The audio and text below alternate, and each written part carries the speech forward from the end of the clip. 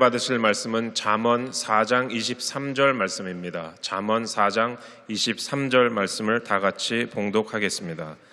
모든 지킬 만한 것 중에 더욱 내 마음을 지키라. 생명의 근원이 이에서 남이니라. 아멘. 우리가 세상을 살다 보면 지켜야 할 것들이 많이 있습니다.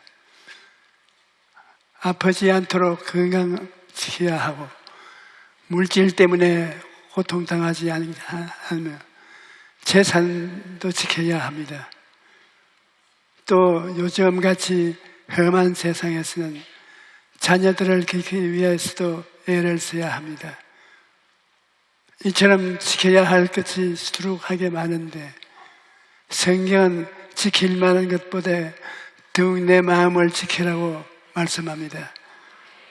지켜야 할 것들이 많이 있지만 마음을 다하는 것이 가장 중요하다는 말입니다. 왜냐하면 마음이 어떤 행간에 따라서 삶이 달라지기 때문입니다. 지금은 우리 주위의 형체를 입고 나타나는 모든 것은 한때 우리 마음의 생각으로 있었던 것입니다. 마음에 있던 생각이 시간을 지나면 우리 삶의 현실로 나타나게 됩니다. 이와 같이 마음이라는 것은 우리 눈에는 안 보이지만 우리 삶에 실제적으로 변화를 가져오는 것입니다. 마음의 질병과 패배와 가난이 가득하면 마음에 가득하는 그것이 환경에 나타납니다. 우리 마음의 건강과 승리와 부요가 나타나면 우리 삶의 환경에도 건강과 승리의 부요가 나타나는 것입니다. 이러므로 창조와 근원은 마음과 생각에 있습니다. 자기 마음을 잘 지키는 사람이 환경도 다스릴 수가 있습니다. 그런데 여러분, 마지막 다른 사람이 지켜주는 것이 아닙니다. 나라는 군인들이 지켜주고 민생은 치안이 경찰이 지켜줍니다. 하지만 마음은 내가 지켜야 하는 것입니다. 그래서 오늘 우리는 어떻게 하면 마음을 지킬 수 있는가를 알아볼 것입니다. 첫째로 우리는 누가 우리의 마음을 점령하고 있는가 알아야 합니다. 사람의 마음은 혼자 있어도 지어지지 않습니다. 성경은 사람의 마음을 성전이라고 말합니다. 하나님께서는 사람의 마음을 지으시고 그 속에 성령으로 임재하십니다. 우리와 함께 하시기를 원하셨습니다. 그런데 아담과 하와가 하나님 없는 자기 세계를 세우기 위해서 하나님을 반역하고 사탄의 말을 넘어가게 되자 악한 마귀가 아담의 하와의 마음을 점령하게 된 것입니다. 그때 이후로 지금까지 인간의 마음을 악한 마귀들이 점령하고 하나님을 번역하는 세계로 이끌어가는 것이 있습니다. 고린도후서 4장 4절에 그 중에 이 세상의 신이 믿지 아니하는 자들에게 마음을 혼미케 하여 그리스도의 영광의 강체가 비치지 못하게 하매니 그리스도는 하나님의 형상이라고 말씀하셨습니다. 사람이 예수를 믿지 아니하고 하나님의 부르심을 받지 않은 것은 사탄이 사람들의 마음에 미혹을 부어주기 때문인 것입니다. 마음을 헛매게 하기 때문입니다. 그리고 마음에 하나님의 안 계시니까 사람들이 온갖 악을 행하는 것입니다. 로마서 1장 28절에 또한 그들이 사람의 마음에 두기를 싫어하며 하나님께서 그들을 그 상실한 마음 가운데 내버려 두사 허탄한 마음을 가지게 하였으니 곧 말씀입니다. 사람이 마음에 하나님 두기를 싫어하니 이 세상이 불과 추악과 탐욕과 가득하게 한 것입니다.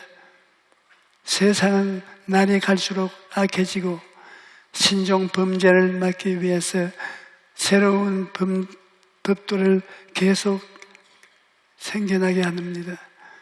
하지만 법과 제도를 아무리 바꾸어도 사람의 마음이 바꾸어지지 아니하면 세상은 바꾸어지지 않습니다. 먼저 마음이 바꾸어야 가정도 바꾸고 사회도 바꾸고 세상도 바꾸어지는 것입니다. 그러면 이와 같이 사탄에게 점령당한 마음을 영영 회복할 수 없는 것일까요? 그렇지 않습니다. 골로새서 14장 1절 4절에 그가 우리를 흑암의 권세에서 건져내서 그의 사랑의 아들 나라로 옮겼었으니 그 아들 가운데서 우리가 속량 곧 죄사함을 얻었다고 말씀합니다. 예수께서 십자가에 달려 죽으심으로 우리의 죄를 다 청소하시고 우리를 흑암의 권세에서 건져내신 것입니다. 그러므로 예수님을 믿고 구주로 영접하면 마음속에 있던 악한 영들이 쫓겨나갑니다. 마음속에 성령이 임하여 계시는 것이 때문인 것입니다. 제가 서대문에서 목회할 때 하루는 30대 여인이 신앙상담을 하러 왔는데 우리 교회 성도님이 아니었습니다. 남편이 세계적인 암 전문가였는데 술을 많이 먹다가 중풍에 걸려 있는 것입니다. 게다가 의처증이 생기서 날마다 칼을 들고 누구를 만나느냐고 괴롭혔습니다. 그래서 부인이 어떻게 살아야 할지 몰라서 상담을 하러 왔는 것입니다. 그때부터 그 부인이 예수님을 믿고 교회에 나왔습니다. 그 남편도 교회에 꼭 나와서 마누라를 지키려고 나오는 것입니다. 그래서 그 남편이, 죽은 남편이 살아났다, 처녀가 잉태되었다, 왜 그런 바보 같은 소리를 하느냐, 1년 동안 저희 설교를 비평합니다. 그런데 그가 그해 성탄절 설교를 하는데 그 남편이 자꾸 눈물을 닦습니다.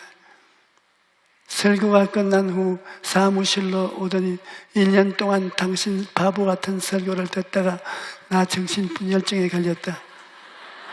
아까 처녀가 잉태하여 어린아이를 낳았다는 설교를 하는데 내 머리로는 전부 바보 같은 소리인데 마음으로는 다 믿어지지 않는 자, 당신 설교를 듣고 정신분열증에 걸린 것이 책임이라 그러는 것입니다. 그래서 내가 그걸 고쳐줄 약을 주겠다. 바로 구약과 신약이다. 이 성경을 가서 이거 읽어라. 그렇게 그 사람이 완전히 거듭나서 새 사람이 된 것입니다. 내가 깨달은 것은 성령의 역사라는 머리가 아니라 마음을 변화시키는구나.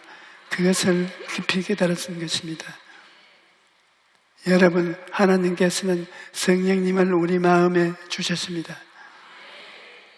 갈라디아서 4장 6절에 너희가 아들이므로 하나님이 그 아들의 영을 우리 마음에 가운데 주셔서 아빠 아버지라 부르게 하셨느니라고 말씀하십니다.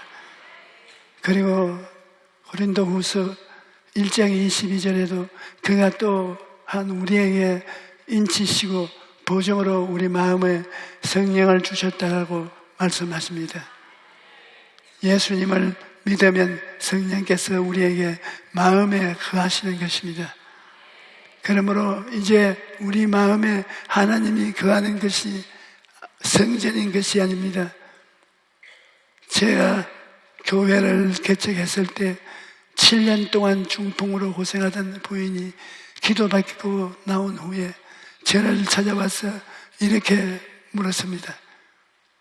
목사님, 하나님이 은혜가 너무 감사해서 선물을 보내고 싶은데 하나님이 계시는 주소를 좀 가르쳐 주십시오. 처음 받는 본 질문이라 나는 무척 당황했습니다. 유대인들은 하늘이 3층으로 되어 있다고 믿습니다.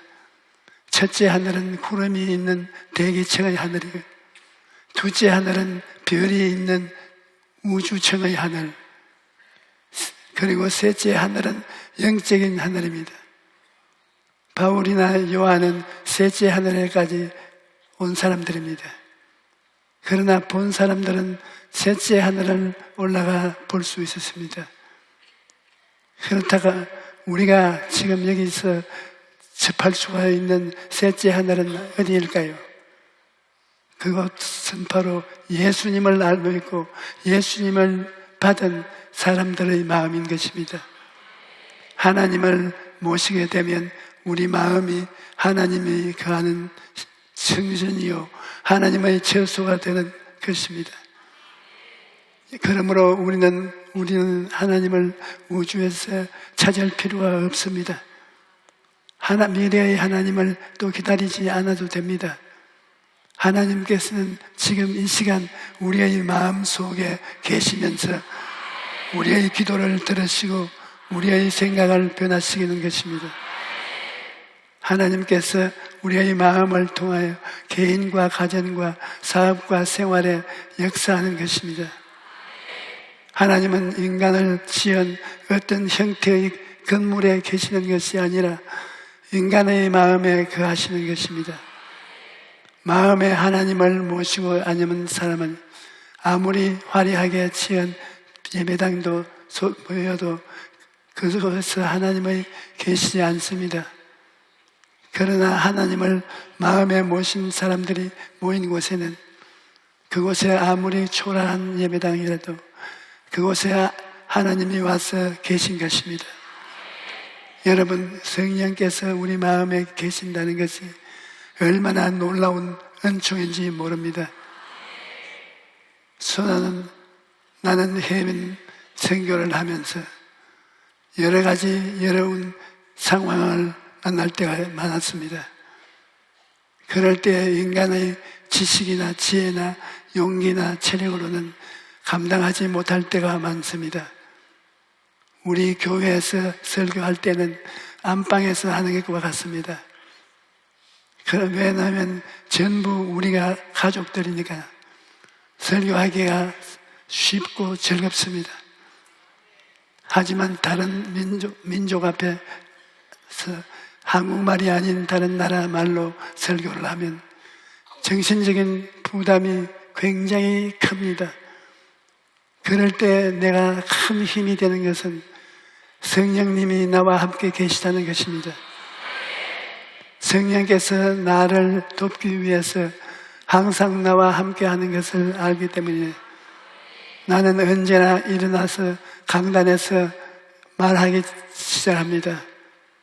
성령님 인정합니다. 환영합니다. 모셔드립니다. 의지합니다. 성령님 함께 가주시옵소서. 성령께서 붙잡아 주시옵소서. 그렇게 성령님을 의지하면 어떠한 일도 능히 해내갈 수 있는 것입니다. 성령께 의지하지 않고 내 인간의 힘을 의지했을 때 낭패를 당하는 것은 한두 번이 아닙니다. 그러나 성령이 같이 계실 때는 신기하기는 지혜가 필요할 때 초인적인 지혜를 주시고 두려움이 생겼을 때는 하나님 앞에서 힘과 용기를 얻게 하시고 형언할 수 없는 놀라운 일들이 생겨나게 하시는 것입니다. 그러므로 우리는 성령께서 우리 마음에 계시다는 것을 잊어서는 안 될 것입니다. 성령님이 나와 같이 계신다는 생각을 마음에 꽉 채워야 하는 것입니다. 그렇다면 마음이 이처럼 중요한데 어떻게 해야 마음을 지킬 수가 있을까요? 우리는 우리의 하나님의 말씀으로 마음을 지켜야 합니다. 시편 119편 11절에 내가 주께 범죄하지 않게 하려 주의 말씀을 내 마음에 주었나이다 라고 말하고 있습니다. 하나님의 말씀을 마음에 채워놓아야 세상과 마귀가 마음에 들어오지 못하고 우리가 죄를 이길 수가 있는 것입니다. 말씀을 등한히 하면 곧장 세상과 마귀가 들어와서 세상과 마귀의 생각을 집어넣고 마음을 흔들어 놓는 것입니다. 여러분 이러므로 늘 말씀을 읽고 말씀을 묵상해야 하는 것입니다. 여러분 말씀을 듣고 읽고 묵상하고 하는 것은 굉장히 좋습니다. 말씀을 가까이 할 때 내 마음속에 영혼이 잘되고 범사에 잘되며 강건하고 생명을 얻되 풍성하게 얻는 것이 꽉 들어 찬 것입니다. 말씀을 가까이 할 때 내 마음에 용서와 의로움을 받고 생각이 꽉 들어 찹니다. 거룩과 성령 충만이 생각이 꽉 들어 차고 치료와 건강의 생각이 꽉 들어 차고 아브라함의 복과 형통이 확 들어 찹니다. 부활과 영생이 천국의 생각에 들어 찰 것입니다. 또 마음을 꿈으로 지킬 수가 있는 것입니다. 아브라함이 60, 85세가 되었을 때 마음이 흔들리고 답답했습니다. 자기가 나이가 85세요, 아내가 75세인데 아직도 하나님이 약속하신 아들을 얻지 못하기 때문인 것입니다. 그런데 하루는 하나님께서 아브라함을 불러내듯 하늘에 있는 별들을 보여주시면서 내 자손이 저 별들보다 많다 것이라고 말씀하셨습니다. 거기에서 아브라함은 마음의 꿈을 얻었습니다. 몸이 젊어진 것도 아니요, 아내가 젊어진 것도 아니고 아멘입니다. 그러나 마음의 꿈이 생기니까 의심과 두려움에서 믿음으로 변화된 것입니다. 그렇다고 우리는 어디에서 꿈을 얻을 수가 있습니까? 우리는 십자가를 바라볼 때 꿈을 얻을 수가 있는 것입니다. 십자가를 통하여 용서받는 의인이 된 꿈을 얻을 수가 있습니다. 십자가를 통하여 거룩함과 성령 충만의 꿈을 얻을 수가 있습니다. 십자가를 통하여 치료와 꿈을 얻을 수가 있습니다. 십자가를 통하여 아브라함의 꿈과 형통이 임하는 것을 꿈꿀 수가 있습니다. 그리고 죽음이 다가올지라도 십자가를 통하여 영생을 꿈꿀 수가 있는 것입니다. 마음으로 믿음을 지킬 수가 있는 것입니다. 우리가 눈을 뜨고 보고 귀로 듣고 감각을 의지하면 마음이 바다 물결같이 요동치는 것입니다. 환경은 보고 마음을 그대로 두면 환경이 끊임없이 변하기 때문에 한결같은 마음을 가질 수가 없습니다. 그러므로 마음으로 다스려야 합니다. 여러분 12화야를 혈통을 아는 여인을 보십시오.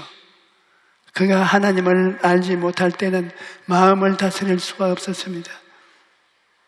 마음이 불안하고 초조하고 절망적이었습니다. 나는 못 산다, 나는 죽는다라고 생각한 것입니다.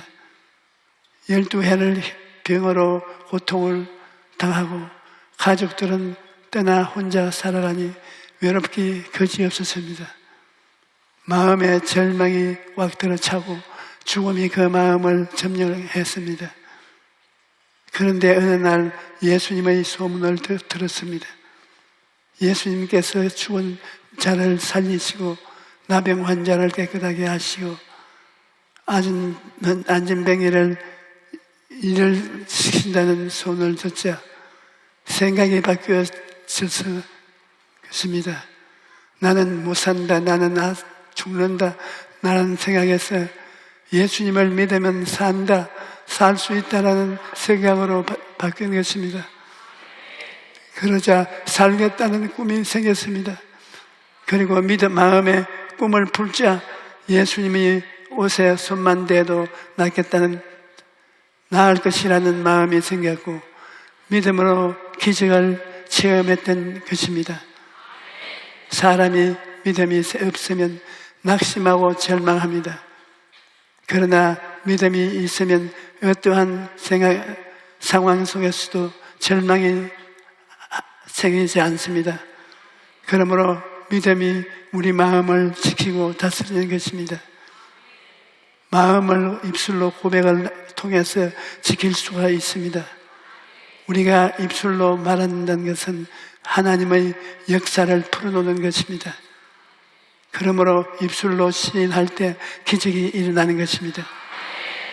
마음이 아무리 답답하고 고통스러울지라도 긍정적인 고백을 해야 합니다. 나는 용서받은 사람이다. 성령님이 나와 같이 계신다. 나는 건강한 사람이다. 나는 복받은 사람이다. 나는 영생의 복락을 얻은 사람이다.